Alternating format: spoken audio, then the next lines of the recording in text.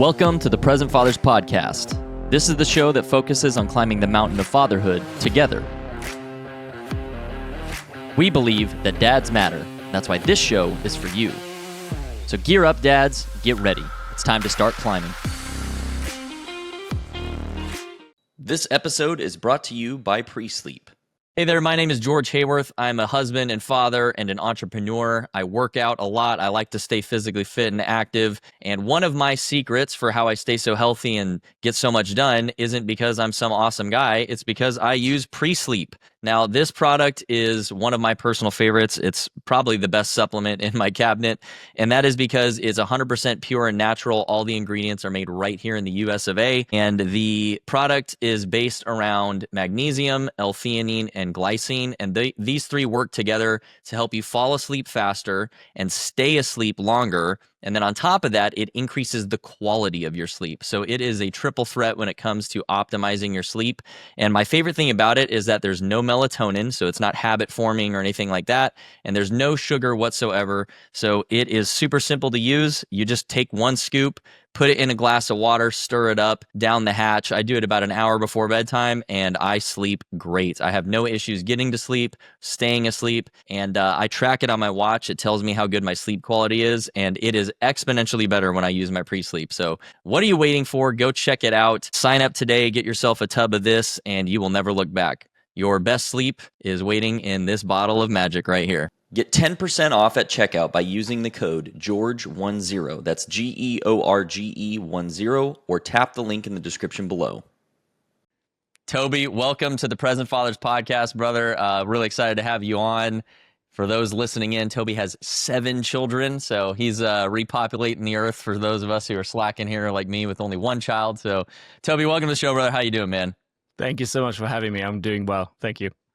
Yeah, well, why don't you quickly introduce yourself? Tell us a little bit about yourself so the audience can kind of get to know you, and we'll dive into fatherhood from the point of view of a man with almost an entire squad at his disposal now. So, yeah, awesome. Thank you. Yeah, so my name is Tobi. I'm 37. I hail from Germany, but now I'm living in Scotland. I've been here for nearly 19 years now, so quite a long time. I came over for a voluntary year. Met my wife on the very first day of arriving in country, and I guess the rest is sort of history. So I went to university, I studied economics, and I've also been working in the care sector in Scotland all that time. And now I run the company that I was volunteering for when I first came. So I've always done loads of things at the same time, whether that's uni, working, and then obviously growing a large family with my wife. Tobi, you style yourself as the hybrid dad. What does that mean, and why is that the term you like to use?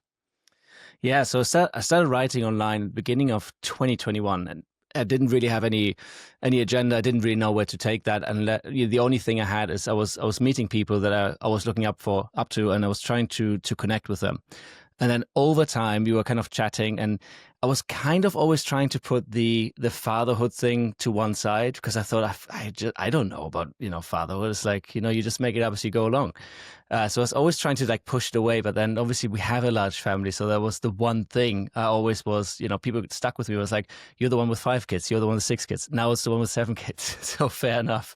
It was decided to say, okay, that is a thing. Obviously, managing a large family with my wife, and so yeah, I was toying with the idea of what would that take? What's important to me? And I was thinking about work-life balance a lot, and it's like, it doesn't really work, does it? What does that mean even? So what came along is I used to train CrossFit quite a lot, and then I transitioned to more endurance events. And then this whole hybrid, the hybrid athlete came along, which is like, you're kind of trying to get better at 2 things at the same time, which normally don't seem to work. And I thought, well, that's actually the same with life as a father, right? So I'm trying to get better as a dad. I'm trying to get better as a husband. I'm trying to get better at work. And I'm also seeking some sort of personal growth at the same time. But by becoming better in one, I A, don't want to neglect the other side, but B, is actually fueling all of them. So I kind of thought, well, that's it. It's kind of hybrid. So you're trying to just get better at all and for the sake of everything. Now, do you find that in your attempt to get better at everything, that there are times that you've kind of fallen apart and everything's gotten worse? Or are you finding that they synergize and that actually everything is improving together because you're, say, becoming better as a father, now your work is improving? Yeah, that's an interesting question. So, looking back, there have been certain moments, I think, in my life when I have certainly, I had built a really good foundation and had followed my own protocols that I'd set up for myself. And then I might have, whenever I kind of dropped off the radar and kind of just let them go, that's when I noticed like I was just not performing at all on all levels, really. And the two things that kind of stand out is in 2016, I'd achieved a professional and a personal goal. And I was just thinking, okay, well, once you've achieved these things, like, you know, you've kind of risen above something, you get something or you're achieving something. So one of them was a PhD. And I thought, well, once I've got this, I'm on this next level, whatever that next level meant. And I realized actually nothing, right? The next day, still get up, still the same stuff. And it's like, oof. So that took a while to actually realize that the pursuit is the whole thing. It is not about achieving the goal, right? So that was a big thing. I was then also transitioning into full-time employment again in this charity, and because I'd worked at university and here kind of part-time for most of the time I was at uni. So again, there was a shift. But then actually bigger was last year. I had a huge issue with work pressure, and I really let that get to me. And I dropped off with all my routines. Health suffered, fitness suffered, all of that stuff that normally keeps you going. And I would now, looking back, consider myself having suffered some sort of burnout at the time, and realizing all it needed is just to keep focusing on the foundations, right? Make sure you sleep well, eat well, get exercise in, and most importantly, get headspace in. Don't just chase all the time and let work affect every area of your life. So yeah, I can see that in my life, and I can see that with dads I talk to. Foundations are king.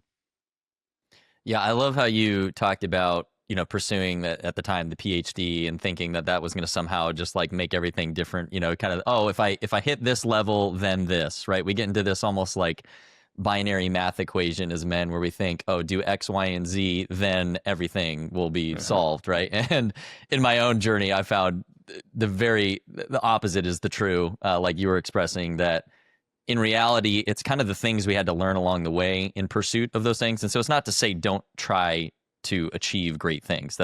Men should do that. You should absolutely push your limits, try and achieve great things.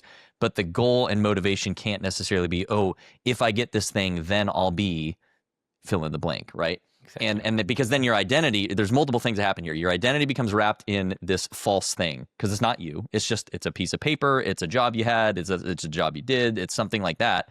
That's not actually you. And if that got stripped away, would you still kind of have the elements that you needed to grow, and that's where I think a lot of modern men find themselves stuck, is because they tie all their worth up in the thing they achieved or tried to achieve as opposed to the lessons along the way. So I love that you drove that home really quickly, because I think that's something we all need to remind ourselves.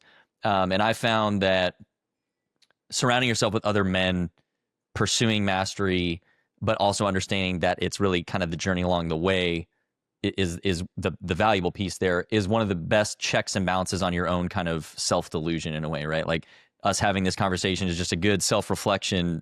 You drive it out of natural conversation with other men driven. So love that you brought that up. And, to all the guys out there, definitely take a moment and reflect on that one. If you're just caught up in the rat race trying to get to this next level and then all your problems are going to be solved, it'll never be the case. It'll never be enough money. It'll never be enough, accolades. It'll never be the right position or the right place. There's always going to be some other thing that comes up. And so keep pursuing those things, but keep it in the perspective of what's the lesson I need to learn in pursuit of that will apply across the board. And to then your point about being a hybrid, I think that's where we can really maximize, if I learn this thing in my career, I can actually transfer it to leading my family or leading in this or that. And so that's just a beautiful illustration. But you talked about hardship too, and how, you had all these things going on, you're pursuing growth and excellence and all this stuff, but then you had hardship and kind of fell away from your routines. And I think every man listening to this can relate to that, where something happens, you kind of like, I don't want to do that anymore. Or I don't want to do this anymore. So can you tell us a little bit more about some of that struggle, and kind of what shook you out of maybe your funk there, where you kind of fell off your routines and got back on track, and how did you do that? Yeah. So as I said, it was kind of a culmination of different pressures that I just I let it infect, I would say now, kind of all areas of my life. And I would, it's a traditional thing, right? You go home and you can't switch off from work, right? So work is this thing you keep checking emails at times when you just shouldn't, don't check at 9 p.m. Don't on a Sunday at 7 a.m. Like, don't do it. And I was doing it because there was things going on, and I kind of let them, just have a big shadow on all areas of our lives. And I was just like constantly stressed. And I was like, oh, there's this massive thing going on and I need to sort it out. And in the meantime, everything else was kind of falling by the wayside. So as I said, I wasn't sleeping well. So when I don't sleep well, it's, if you go to bed at midnight, there's no point getting up at 5 a.m. to hammer out a workout. And, some people can do that, but like, 5 hours of sleep is not going to be good for you. You're going to be grumpy. You're going to eat sugary food. So you're going to gain weight. And then, maybe you drink something in the evening just to feel better again. So it's just this vicious cycle that you can very, very quickly go down. Luckily, drink has never been something that I've suffered from. But nevertheless, and I think what was perpetuating the issue was that I know this of myself, I've got an incredibly high standard of who I want to be and who I want to become. And I wasn't meeting that. Like I could see it, right? I was gaining weight. I wasn't exercising as well. I'd signed up for, that's the other thing. I'd signed up for a race, triathlon, and I realized I wasn't getting in the reps, and I couldn't because triathlon requires a lot of time actually. And it just wasn't the time. We had a miscarriage just before Easter last year. So that was like a thing that was coming on top of all of that. And life just seemed so miserable. And it wasn't, but I told myself all the time, like, this is coming and poor you and, oh my goodness, and what are you going to do? The self-talk was just very, very toxic. And in the meantime, everybody, because I showed up that way, people were reflecting that back to me. It's like, oh my God, you're so stressed and what's happening and, all of that stuff. And it's like, yeah, I've never been so stressed. And I remember telling people, like a friend, it's like a drop off at school, and he said, I've never seen you like this. And I was like, oh yeah. And I kept feeding that story every single day. And it was just stupid, just actually saying, do you know what? Whatever happened will happen. Do the best you can do. And sometimes life is a bit shitty, but just move on, Like your kids need you. They need you there today, not hoping that you somehow get out of the spiral in a few months' time. Yeah, that's such a great... Yeah. Oh, go ahead, George. Well, I was just going to say, it's so powerful for all of us. Like what you project is what you're going to get back. And it's so critical to really think about and really reflect on, like, what are the words I'm saying on a daily basis, right? Like, am I complaining about this frequently? I'm naturally kind of conditioning myself to just be this negative lens over everything, right? And even if it is truly negative, if I instead have the discipline, just be like, okay, well, that sucks, but I'm not going to dwell on it. Like, what can I actually move to that's positive? You're naturally going to start attracting more good vibes your way anyway. But if you dwell on those negatives, you end up getting more of it in return. And like you said, it's this negative cycle. So I love that you illustrated that, because I've certainly seen that in my own life. And the more that I've paid attention to that, kind of controlling where we allow our mind to dwell, which we absolutely have the choice of doing, despite what's going on. And from a circumstantial point of view, we can still choose to dwell on positives. It's amazing how much better things start to get quickly. Someone will come along the way and kind of just say that thing you needed to hear when you shift your focus like that. So go ahead, Dustin. Sorry, man. Yeah, we are not our feelings. We are not our attitudes, right? We can sit outside of that and look at it and say, wow, I'm in a bad place right now. I'm unhappy. My kids are screaming at me. I'm really struggling. And you can either let that get down and you fall apart, or you can rise above it and say, okay, I can fix this, and take those deep breaths and make it happen. So one of the concepts that I've gotten tapped into recently that I really like is that it's not the journey, it's not the destination, as you talked about, but in fact, it's the friends we made along the way, right? So it's a corny phrase, but for me, if I got that doctorate and I got a bunch of money and I succeeded and had a great family, whatever, but I didn't have any friends that I was close to and no one to share it with, what's the point of getting to the top of that mountain if you don't have friends, to talk about it with? And so, as you mentioned, it can be tough with friends because they don't want to, if you say, I'm having a really tough time, they don't want to come back with, oh, I'm having a great time, sucks for you kind of thing. They want to empathize and say, oh, that's really hard, and that can perpetuate the cycle. So how did you find ways to make sure that your friends weren't allowing you to spiral down, but instead you got out of that and you're kind of in a better place now? Can you walk us through what it took, maybe with your friends or by yourself or with your wife? What was that process to get out of that funk and into the better place? Yeah, so I think, I mean, the biggest shift was definitely internally. I luckily I have an incredible support network, but that also works against you, right? Because the support network was really just nobody was calling it out. Nobody was saying, "Look, man, just just get out of this." Like nobody Yeah, was saying that. they weren't poking in the chest when you needed it. No, exactly, Yeah. and I guess it's a natural, it's probably quite natural because you're seeing somebody suffering, and you're not going to say like, "Oh, come on, just toughen up now." But I think what I felt is I felt I was letting people down just by being so negative, and I realized that. As I said, this and this guy doesn't even know this to this date, right? It's this one specific dad that I chat to at school, and I remember it's just like it was a couple of weeks of me perpetuating this negative self-talk. I was like, man, this guy it's draining. Like I find people that are negative, it's like when you go to the office and somebody tells you how many emails they have in an inbox, I go, wow, like, okay, whatever. Like that's your mess. You need to just get through it. And it's that sort of things like you want to be empathetic, but also you need to just say, okay, well, what's causing this? Because like you need to get out of it. So you either change the situation or you change yourself, like either one. And for me, it was like, well, I had to think about it, right? I had to think like, is this still what I want to do? And I was like, yeah, 100% yes. Well, then you just need to grow up. So I realized, I think in that kind of downward cycle, that this was a learning experience. This was something that I could really grow through if I wanted to. And I chose to do that. I had just kind of a little funny point on that. Went to like a therapy type thing called Onsite, and it was like it was veterans and first responders, and I was kind of having a moment myself, kind of going through some stuff, and it's all group setting. And the therapist for our group kind of pulled me aside and like, you know what this is? And I was expecting some like really, philosophical type of like, pep talk type of deal. And she looks at me and goes, "It's another effing growth opportunity." And I was like, Roger that. Yep, that is absolutely what it is. And so I've always clung to that ever since that experience. That was like a decade ago, but it was just it's a good wake up call that sometimes the crappy things are the best thing you needed in that phase of your life. It's another effing growth opportunity.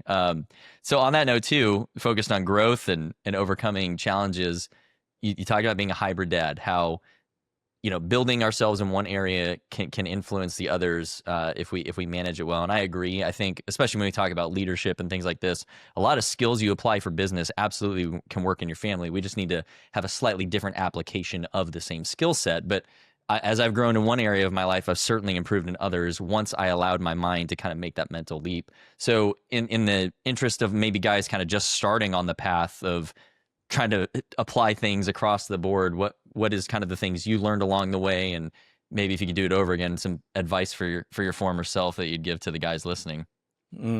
That's very good. That's very good. So yeah, I think there's a few big lessons that I would definitely, and I've talked about this with friends as well as online. So the one is kind of circling back to that kind of PhD, finishing that, and yeah, there was another fitness challenge that I finished around the same time, which was I'd worked for both for several years, and the one I've kind of phrased it gold stringing for myself, which is this sense of like you've got habit stacking from Atomic Habits, but this one is kind of goal stringing. So just making sure that each goal is just what's the next one. So it's not to say like achieve your goal and then just forget about it and don't celebrate or whatever.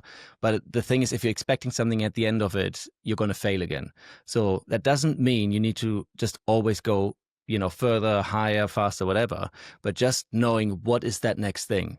And even in my case, in that when I'd finished the PhD, was maybe just say, okay, well, this is going to be a shift now, but you have this other job now coming online. So just focus for the next 2 months to really understand that job and do the best you can. And then you can reassess. Even that small change would have probably made a huge difference because I didn't make that mental statement.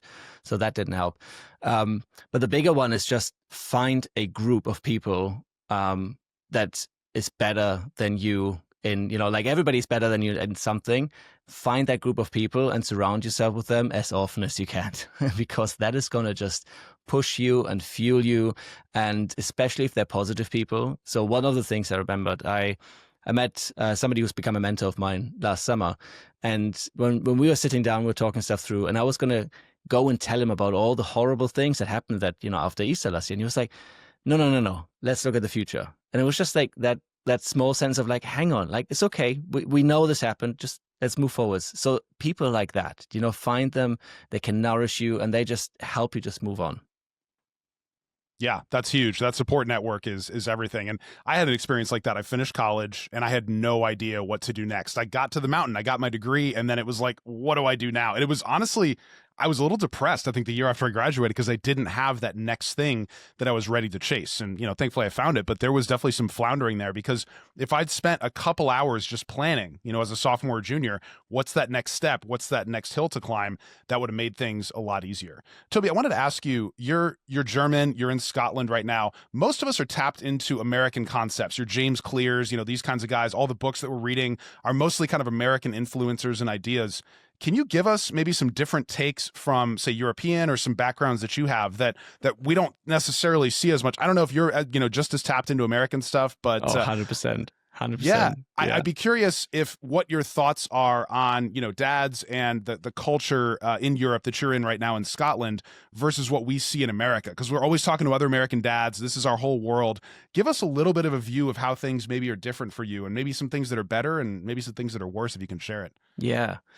So I have to disappoint you in terms of any influencers or any famous people that are out there. I'm a huge Jocko, Cameron Haynes fan, that sort of niche. So they're very American, so we don't need to talk about them. There are some people, but I know them in person. They're not necessarily famous that you would kind of know of. One of them is my personal coach, a business coach. He comes from the military background. You're similar kind of Navy SEAL, but British version of that. So he has amassed an amazing group of people, all kind of business leaders, and we're kind of we're in a group together and helping each other. So that for me is my biggest support network right now. But again, it's not something you would necessarily know.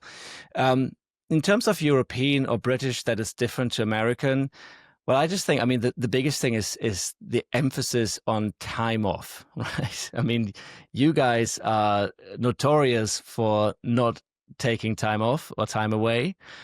So that is definitely something I think that would be very different. Like paternity leave or maternity leave here is way, way longer. It's not as good as Scandinavia. Those guys are, they're giving you all the time in the world. But British is definitely more family friendly than the American. But I know you want to look into the European side, but I have to say that something incredibly positive about you guys. Like, there's something about the American spirit. You are go-getters and positive and always trying to improve and trying to grow your business and stuff, that I actually think the Europeans can learn a lot from. And I always feel very, very inspired, which is probably telling why I'm listening to mostly American podcasts and reading books, right? Yeah. Well, I think the lesson in that is, like you'd said earlier, right? Someone's better than you at something. And regardless of kind of background or anything, right? You can learn very valuable things from pretty much anyone, provided you're willing to kind of find the common ground. So, despite our differences culturally or whatever, location, politics wise or something, you can still learn great things, right? If you're willing. So, yeah, appreciate that. And you kind of touched on it with the time piece. And so this is actually something I wanted to talk about, given you have 7 children and, that's a lot to manage. And I'm sure a lot of guys, something I hear frequently is, oh, I don't have the time. I don't have the time for that. I don't have the time for this. And I always say, BS, show me your calendar. I'll rip you to shreds in about 3 seconds. But it's more of a lack of priorities. So yes, do some things have to sacrifice? Of course. Do you really need it, right? Is it really that critical? Like, so for me, I didn't have a drinking problem or anything, but so as of this recording, I'm a little over 6 months, 0 alcohol whatsoever. Mm-hmm. And it wasn't even this, it's not like my wife had to sit me down and be like, you better, there was none of that kind of intervention type stuff. It was just like a realization how I was like, man, I'm wasting, on the weekends, right? I'm just that much slower every day. And I have this many things I need to get done. And that's just getting in the way of it. And it was just this natural choice I made of, I can't be hungover. I just can't, even if I have one and I'm a little bit slower the next morning, I just can't do that right now in the season of life I'm in. I don't want to make that sacrifice. And so I think there's a lot of things like that where a lot of guys think it's something they need or that they can't give up and that it's going to somehow take so much from them. I don't even care. Like I I have to kind of think about how long it's been every now and then since my last drink, because like it really doesn't matter to me. But what are some things that you've found, obviously having to manage 7 kids and being a CEO and all the different things? And I know you help out with like Harrison's incubator and things like that, right? You're involved in a lot of different things. So to the guys out there who say, I don't have time to be fit and be a good dad and a good husband and a business leader or whatever, you know, what is Tobi's advice, and what is the way that you stack priorities and kind of keep yourself in check on those things? Yeah, I mean, you've said it's priorities. It's not about time management. You just need to know what matters to you, like really matters to you, you know. And I think the best thing you can do if you tell yourself I don't have time, like honestly track a week's worth of the stuff that you do.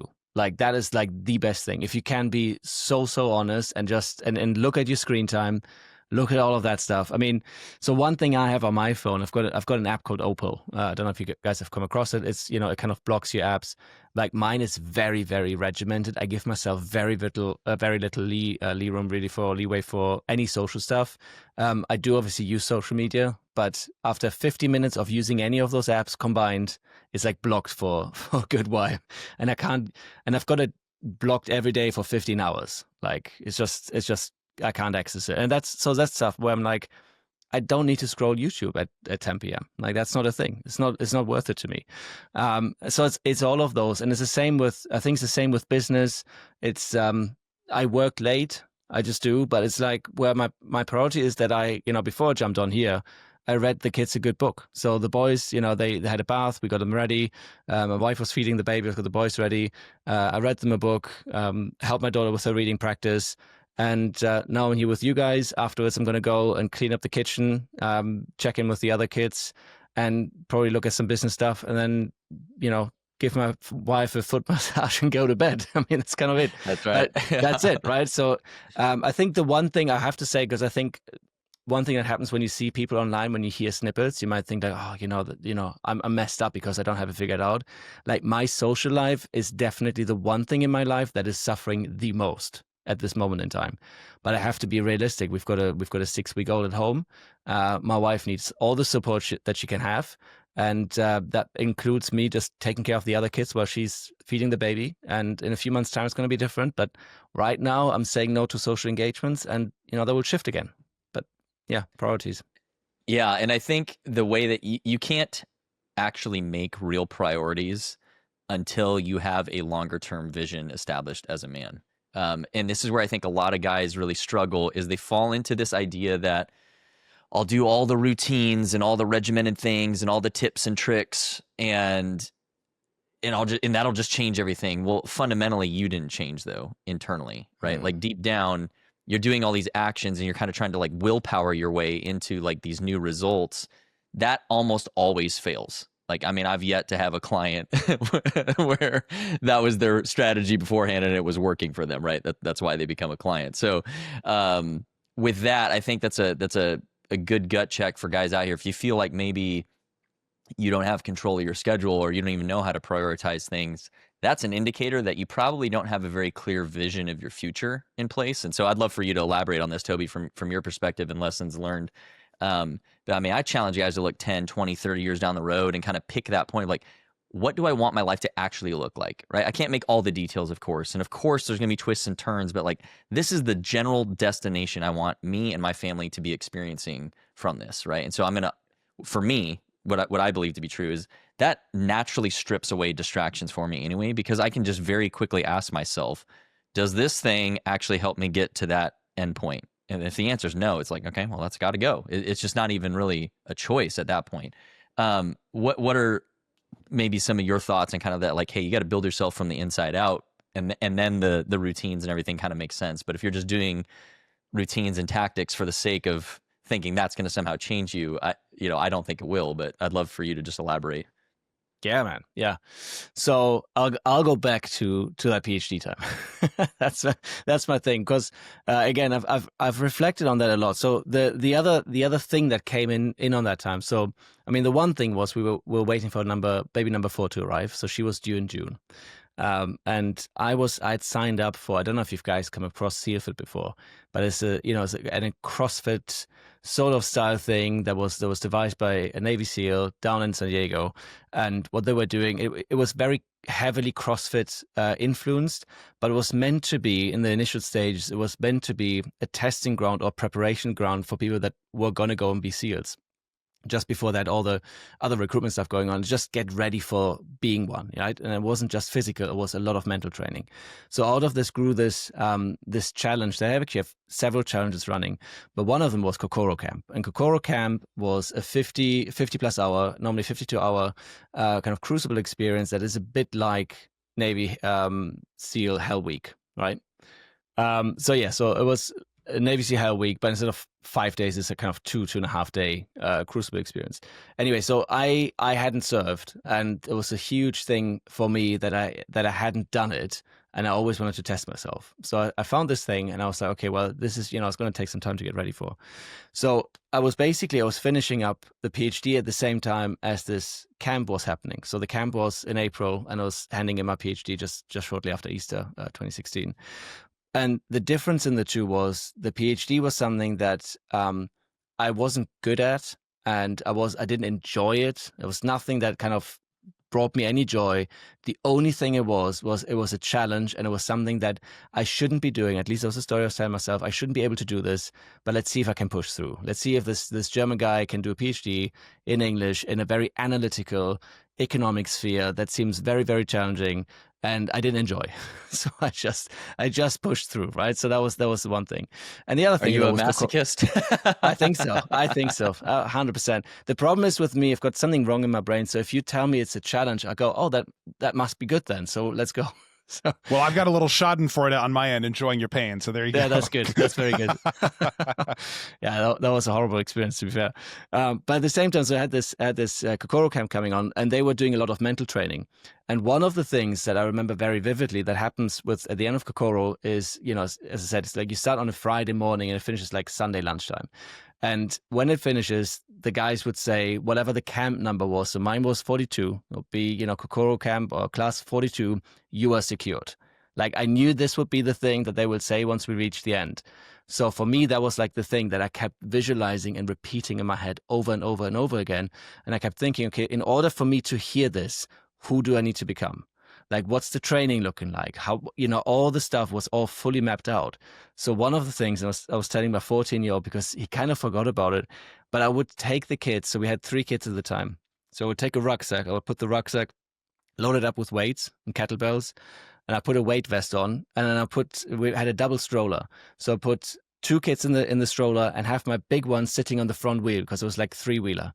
And I would go for like a mile walk. So it's like these 60 kilograms, so just like in the Scottish winter, horrible weather. Kids hated it probably. I was just walking, but I was trying to fit in, family time, having fitness time, but pushing myself and all of that stuff, and some time outdoors. But it was all fueled by this thing. It's like, this is what I need to do. I need to just push so far past my comfort zone to become this person that can stand there at that end and hear class 42 years secured. Like that was the thing. So and that's the funny thing, right? I had such a huge learning through that, and I forgot about it. Like for instance, when I had this burnout last year, I wasn't doing any of the stuff, right? I wasn't doing affirmations or reading some sort of future vision statement or visualizing or whatever it might be. I wasn't doing any of that, and now I'm doing it again. I feel much better.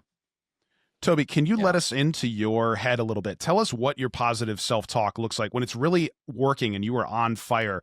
What are you telling yourself in the morning when you get up for those crazy 5 a.m. workouts? Is there a specific mantra like 42 secured, or does it different every time? Walk us through that a little bit so we can maybe learn from some of your wisdom here. Yeah, that's interesting. So I think that's been a constant battle. My self-talk is naturally negative, which is probably true for most people, right? So I will always. Well, you're German, so yeah, it has to. Probably true. It's a DNA defect. So So in a way, what's interesting about it is that if I didn't do practices, it would slide back into that. It's like, you're not good enough, and who do you think you are, and all of that stuff.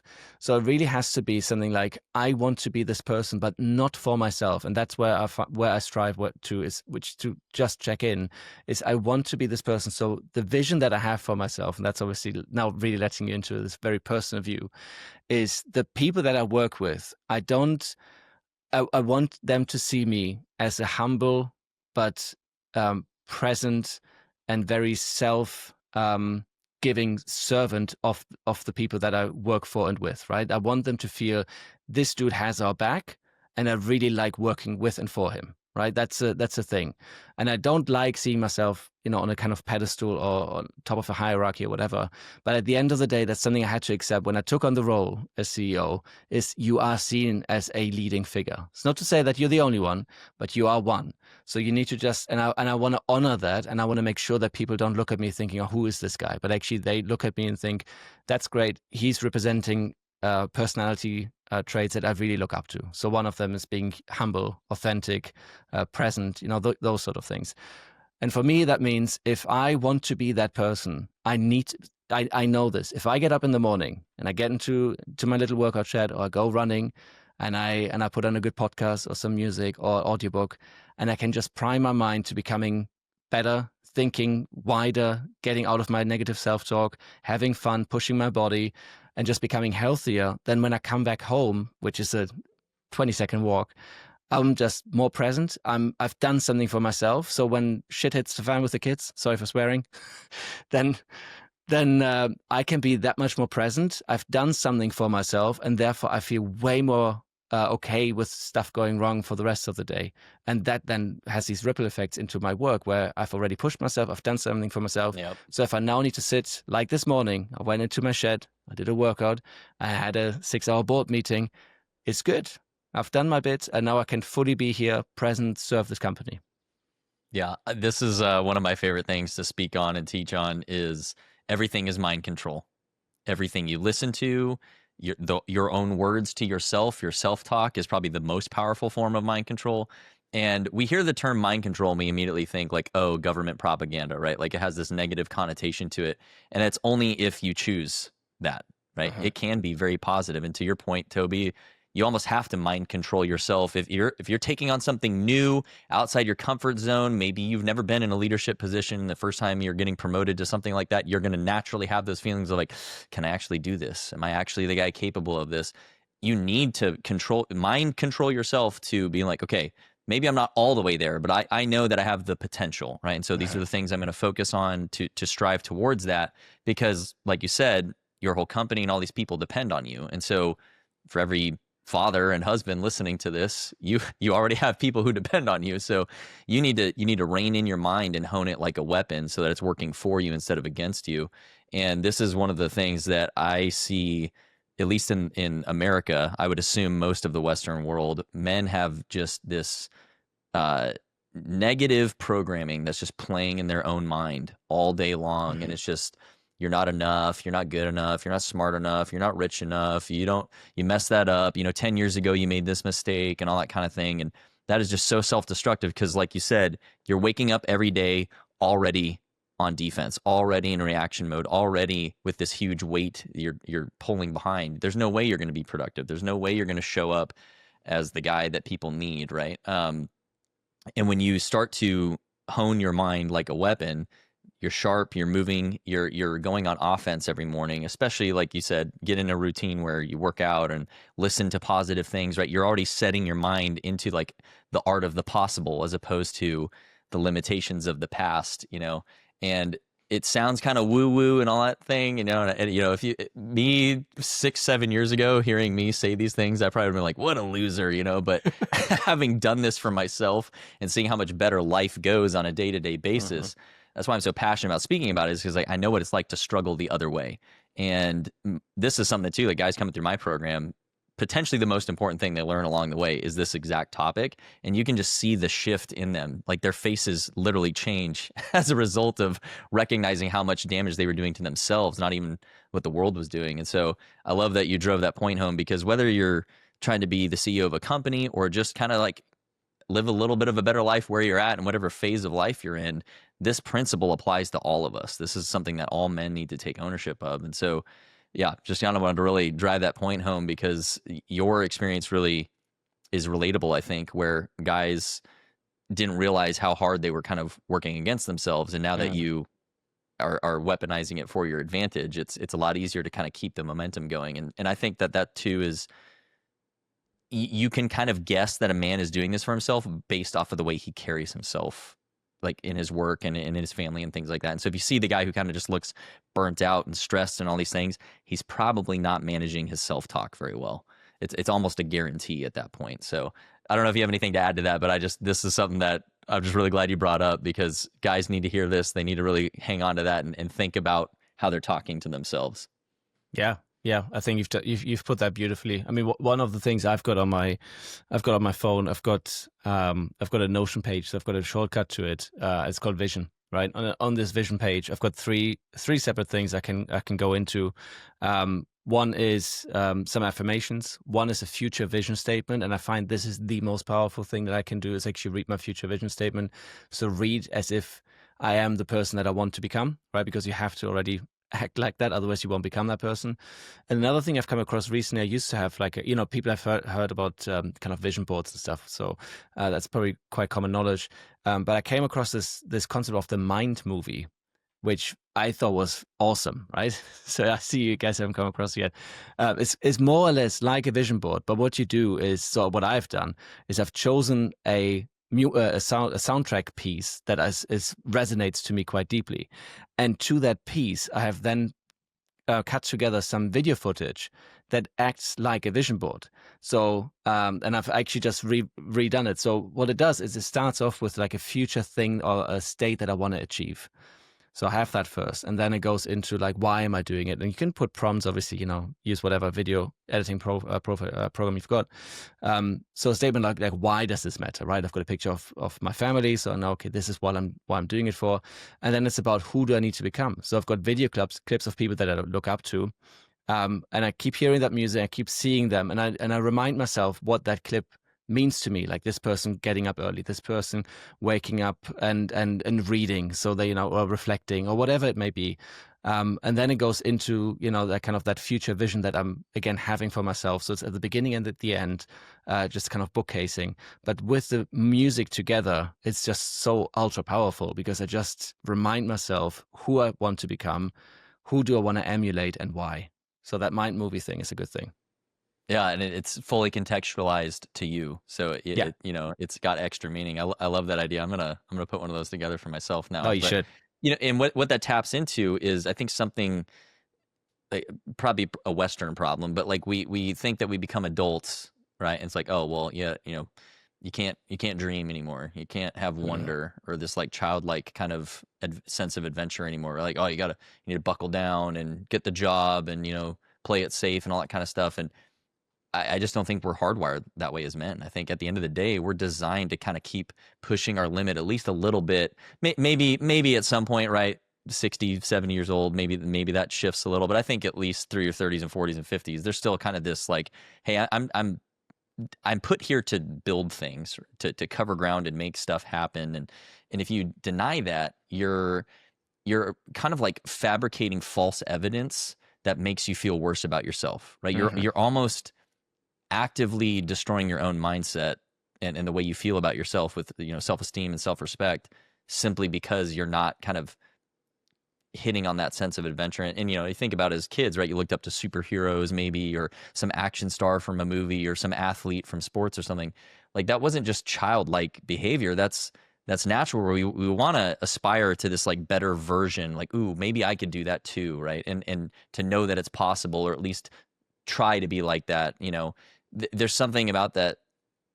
It feels good in the pursuit of. Maybe you never achieve it, but even getting closer, think about like lifting weights or something, right? If, oh, I'm kind of out of shape, I need to get more fit. Well, you have a picture in your mind already of like, oh, I'm going to look like Arnold Schwarzenegger or something, right? I want my biceps to look a certain way. Yeah. Well, clearly it's not going to happen for a while, but you know that if you do the work, it's going to pay off. And so I think what you also highlighted kind of in this current version of Tobi that doesn't struggle the way that, you were in the past when you'd kind of let your routines go away, is by doing those smaller things early in the day, you're immediately giving yourself evidence that you are on the path to this ideal version of the thing you're chasing, right?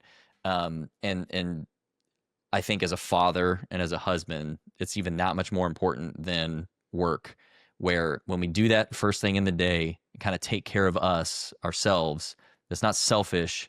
It's actually loving your family better, because then when they need you later in the day and all the things that are going to come up, or your wife's stressed out because she's dealing with the baby and she didn't sleep well last night, you've got the space now, emotionally, mentally, all of that, to care for them. And the impacts that makes is huge. And so guys, you need to take care of yourself in those habits. And it's not like some woo-woo guru type thing. It's a requirement, right? In order to step up and give, you got to charge your battery. So, Well yeah, put. Dustin, I think you had something right. Yeah. So one of my favorite questions I always like to ask friends is, who are your heroes, or who is your hero? And I can't tell you how many of my friends my age now are so jaded that they'll have an answer like, heroes are for kids, right? I hear this all the time. And that is tragic to me because, and I went through that period, I think in my 20s and 30s, I was too cool to have heroes. I was just kind of trying to get through life and there was no big vision. I can't tell you how many men I know who the thought of having a vision is ridiculous. Like, why would you just enjoy your life and, try to get through it as best you can? So when I hear someone who can really accurately say, this is my hero, this is what I want to be like, that is absolutely essential to me in terms of understanding that this is someone who's probably going to achieve something really big. And for me, I think having my son was the first moment where I looked into his eyes and I realized I need to have a big vision so that we can achieve something really cool together and I can have a legacy. It really hit me. And then when I rediscovered Christianity and became faithful, that was another key element to me of having awe and wonder. It's very easy to be kind of secular and just say, well, the earth is just, particles.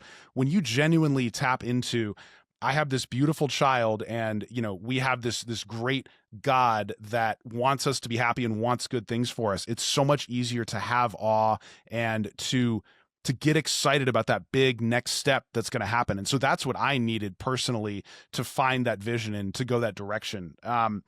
Tobi, do you have anything specific that you needed to get to a point where you're the kind of guy who has vision? Do you have a hero that took you there that you looked up to? What was your path to getting to where you're now this guy who has these big goals and talks about vision every day? Yeah, interesting question. Yeah, I certainly had people that I think were very, very influential in my life. I feel very blessed that I've got now more people physically in my life that I would consider my heroes. I certainly didn't have them in my early adulthood, but I guess luckily again we were blessed with the internet, right? So we discovered certain people, and I had all of them. And again, so for instance, one of them would have been the person that started the whole Kokoro Camp Seaford sort of a thing, a guy called Mark Devine. Again, very physically fit, but also mentally very and spiritual, and just kind of very a well-rounded person. Really kind of pushing that self-development to a different level. So he was, for a good couple of years, was somebody I was very much looking up to, not necessarily in the sense of wanting to be like him, but just wanting to learn from him. But conversely to what I've said this earlier, I would certainly say that Jocko is definitely one of my heroes for a variety of reasons. And it's interesting, I find these days. So for instance, when you have these people and sometimes they might go a bit out of your life again. You find somebody else and they come back again. And I've certainly had this with Jocko, who I felt very blessed at over COVID. I was part of his leadership development thing and had a couple of chats with him via Zoom, which was super cool. I know people have met him online will know that, he's generally in person, he's generally just a super nice, humble guy. But what I like about him, and I maybe just elaborate on what kind of why I still consider him that sort of hero status is there's elements obviously that he would have done or has done that I'm glad I didn't have to make that choice. So I know that he wasn't present with his kids at a certain age because he was serving, right? So that's, we're not going to argue against that. He's done good for the country. That's fine. But I'm glad I never had to make that choice. I'm glad I'm there. Well, I can teach my kids how to ride a bike or go swimming, all of that stuff, which I know he has talked about. He's missed. So I'm very glad I didn't have to go through that. However, he's somebody who has a great social circle, is incredibly obviously disciplined, runs multiple businesses, delegates incredibly well, always pushes himself, is phenomenal leadership coach. So he touches all of the areas in my life, right? So that's probably one thing why I resonate so much with him, because there are other people who might help me elevate my game in certain level or certain areas of my life. Jocko's one where it touches really all areas of my life: parenting, leadership at work. He's got a great relationship as far as I can tell with his wife. So it's loads of things that you can learn from him. But there are other people as well that I kind of, again, in my mind movie, I will have visuals of certain people that I think are doing phenomenal jobs. I've got, somebody who's a very thoughtful leader. There's parts of his life that I don't necessarily want to emulate. However, this thoughtful leadership is something that I really want to emulate. So in a way, I think we're quite blessed because we can construct a hero type from the different people that we have access to online, which is quite unique.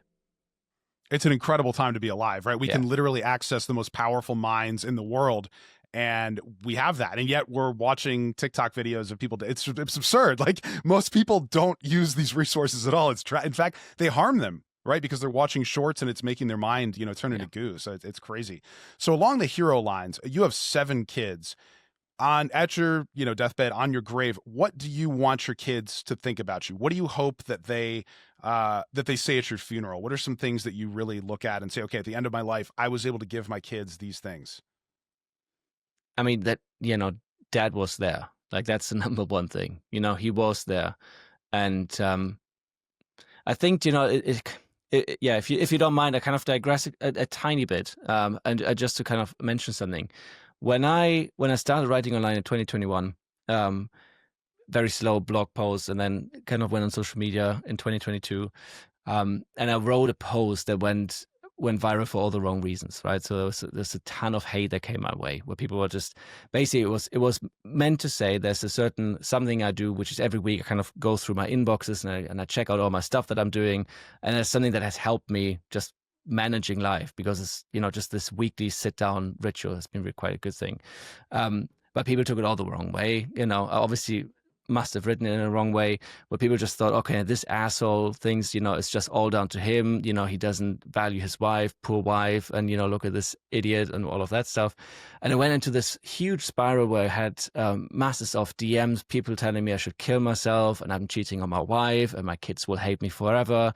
And it became a huge, really huge, way too big blog post written about it. And it's like, anyway, so that hit me incredibly hard. And it was still something when I was like, do you know, if my kids ever come across that content, I want to make sure that they would see that and do not see me in that at all. It's somehow fuel for me, I guess, to make sure that, obviously I don't think about it constantly, but it's a converse, I guess, to what you were asking, which is I want my kids, and I think they would say that right now, saying this is somebody who is always there for us. He prioritizes spending time with us over everything else, still gets work in, works late, gets up early, and is exactly who he says he is. That's it. It's an authentic person. He loves us deeply, and we had a great time together.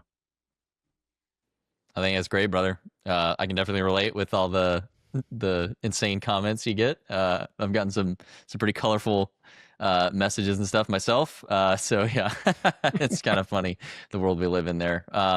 But yeah, I love that, the way you frame that of, okay, fine, let the world talk, but do the people most important to me know the truth, right? Well, it doesn't matter what some idiot online says. So I think it's a good reframe for all the guys out there to don't be so afraid of what other people are thinking. What does your kids and your wife think, right? Like, what do they actually believe and what do they actually feel on a consistent basis? That's what matters. So that's 100%. powerful, brother. Another question we ask every dad on the show is, rewind the clock a little bit. You're expecting your firstborn. what's a piece of advice your current self would give to that version of you expecting your first one about, fatherhood and kind of what to prepare? Like, what's that one nugget that you wish someone would have said, hey, buddy, this, before baby number one was there? Oof. Yeah, I think that's probably a lot, I would say now. But if it's only one, yeah, just listen to your intuition, right? I mean, you're going to mess up. Don't listen to other people. It's the, if you're lucky enough and, you and your wife or partner are together, it's for you two to figure out, and just make sure you two are okay in whatever this is, because some kids are good sleepers, some kids sleep horrible. Some pregnancies are good, some are very torturous. Some deliveries are okay, some are horrible. So whatever there will be, just make sure you two are okay and you support each other. Like, that's the number one thing, because it's going to get easier. Yeah, I love that. There's no perfect answer. And if you have the perfect answer and your wife disagrees, you got to figure that out. Doesn't matter how perfect it is, because you have to be on the same page. That is absolutely essential. So good answer. I like that. Can you share a core memory with us? Something you will absolutely never forget with one or maybe multiple of your children? Something that really sticks out in your mind. Wow, I'm so glad that I'm a dad because I had this experience with my kids. Yeah, easy. One of the best things I've ever done. So we were very fortunate. We had a dream holiday a couple of years ago. We went to Hawaii, which is something we promised to ourselves when we got married. We were like, okay, do you know what? 10-year wedding anniversary, Hawaii would be really, really awesome. So yeah, it took us a few years of saving up for it. But we went, and one thing I did, which unfortunately my wife couldn't be part of, but I think she also didn't want to be, because it was an age thing. We went out swimming with dolphins. So it was me and the 3 biggest kids. And we didn't really know what to expect. I mean, the boat ride out was pretty epic, because Hawaii is just, I mean, the blue of the ocean was just insane, absolutely insane. But then we jumped in, and then when you just heard this, this clicking noise from the dolphins, and we were holding hands, so the 4 of us in the water with other people, but we were just holding hands, and we could hear that clicking noise. You could see the dolphins. That first experience was incredible. But then we went out again, and these guys went out and they found another pod, and we jumped in, and we knew what to expect. And that second time we jumped into a pod of about 200 dolphins that were all around us. But the ocean floor was, 2,000-3,000 feet deep, so you obviously couldn't see anything. But just having these dolphins just really playful, and interestingly enough, that was something the guy said is, dolphins' brainwaves are they're attracted to human brainwaves, especially children and autistic kids, autistic people. So there's something in the brainwaves for children or people with autism that why, I don't know, obviously, but dolphins seem to be a bit more attracted to than just humans. And because the group that we were with was very heavy in kids, and as I said, I was swimming with 3, there was one moment where we had 3 dolphins. They were kind of swimming in front of us, and one of them turned and came to kind of look at us. And that moment, just being with them, holding their hands and feeling them squeeze my hands, and we're just like, it was just so insane. Absolutely one of the best things that's ever happened.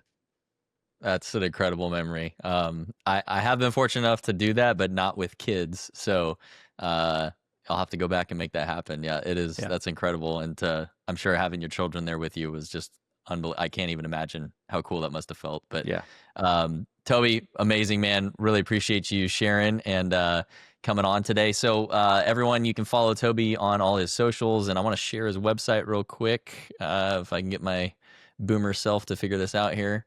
There we go. Okay, so it's hybrid-dad.com. You can check more out about Tobi there. Tobi, anything you want to go ahead and plug while you're here? Yeah, I mean, obviously, if people want to check it out, I've got kind of stuff on all socials. Main thing is I've got a weekly email newsletter that I'm writing, and if what I've said resonated with you on a deeper level, I help people and dads on a one-to-one coaching basis. Obviously, I'm very busy, so it's not many people I can help with at the same time. But I do genuinely love helping people who are 2 steps behind. So, I offer that too. Yeah, definitely go follow Tobi on X. You post pretty frequently there. Always really good stuff. And I think you probably do LinkedIn pretty frequently too. I just don't look there as often. So yeah, my main channels would be X and Instagram. Those would be the 2. Yeah. Oh, okay, gotcha. All right. Well, Tobi, I really appreciate it, man. What a great episode. I'm all fired up now. just wish you the best. And this was a lot of fun, man. So dads, let's get back out there climbing the mountain of fatherhood. We'll see you in the next episode. Thank you. Thanks for watching this episode of the podcast. If you're on YouTube, drop a subscription to us. And if you are listening on Apple or Spotify, please leave us a review. It helps greatly. If you are also ready to level up as a man, check out Elite Sentinel Coaching, our program designed specifically for men, where we forge men into leaders. We turn cowards into kings, weaklings into warriors. Become the hero in your story. Join us today.